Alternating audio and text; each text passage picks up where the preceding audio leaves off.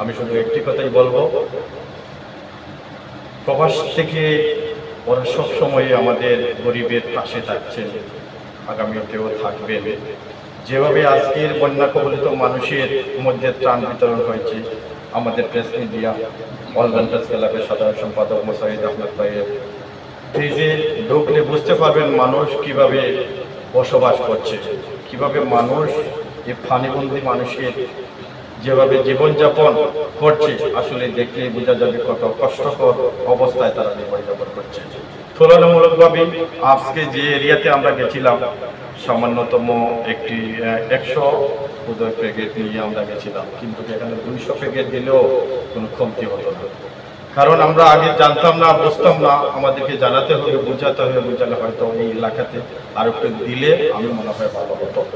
যাই হোক, এই প্রজেক্টগুলো শেষ নয়।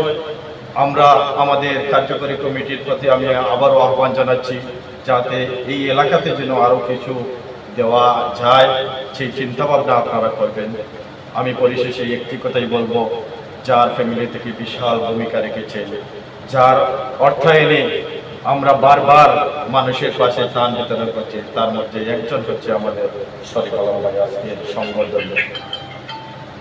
সংবর্ধনা অনুষ্ঠানের প্রধান অতিথি, ওনাকে আমার ব্যক্তিগত পক্ষ থেকে, আমার দেশ বিদেশ মৌলভীবাজার সংগঠনের পক্ষ থেকে আমি কৃতজ্ঞতা প্রকাশ করছি, যাতে আগামীতে আরো বড় বড় প্রজেক্টের মধ্যে বিশাল ভূমিকা রাখে।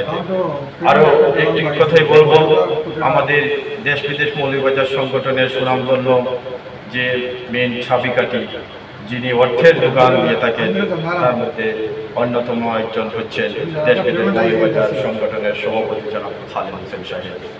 আরেকজন যিনি সার্বিক ভূমিকা যখন রাখছেন, মানুষ যখন বিপদে পড়ে সবসময় ঘুম হারাম করে যখন আমাদেরকে বিভিন্ন সময় রাত্রে 3টা হোক 4টা হোক তখন আমাদেরকে জাগিয়ে তোলেন, তা হচ্ছে এমদাদ রহমান তরফদার, সাধারণ সম্পাদক।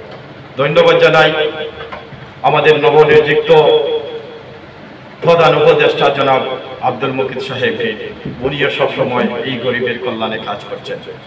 আমাদের বাংলাদেশের সকল নেতৃবৃন্দকে আরো অগ্রসর হওয়ার জন্য এবং যে এরিয়াতে এখনো পর্যন্ত পানিবন্দী মানুষ আছে তার পাশে দাঁড়ানোর জন্য আমি সবাইকে আহ্বান করছি। সবাই ভালো থাকবেন।